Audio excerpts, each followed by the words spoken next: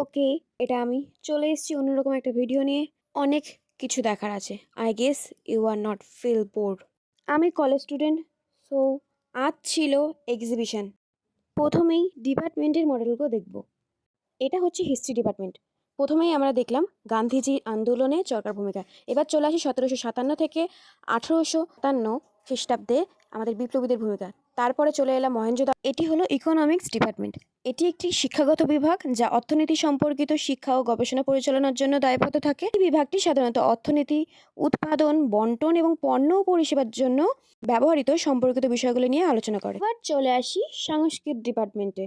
এই স্টোরিটা তো আমরা সবাই পড়েছি। স্টোরিটার নাম কি কমেন্টে জানাতে কিন্তু এবার চলে আসি ইংলিশ ডিপার্টমেন্টে। এখানে দুটো থিয়েটার দেখানো হচ্ছে, দুটোই হাতে বানানো, একটা globe theatre and amphi theatre. এবার দেখবো প্যাভলভের সবচেয়ে বিখ্যাত পরীক্ষা ছিল কুকুরের উপরে। যখন কুকুরকে খাবার দেওয়া হতো তখন ঘন্টা বাজানো হতো। খাবার দেখলে কুকুরের স্বাভাবিকভাবেই লালা ঝরতো।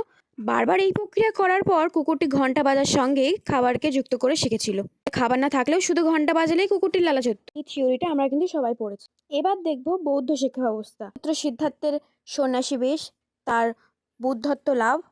এরকম এক্সিবিশন আমি আগে দেখেছি স্কুলে, তারপর আবার অনেক পরে দেখছি কলেজে।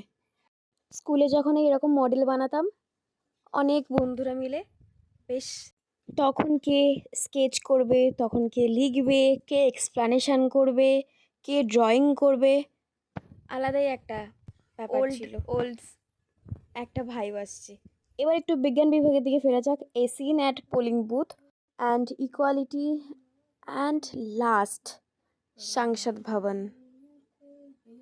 একদম অরিজিনাল সংসদ ভবন মনে হচ্ছে কিন্তু।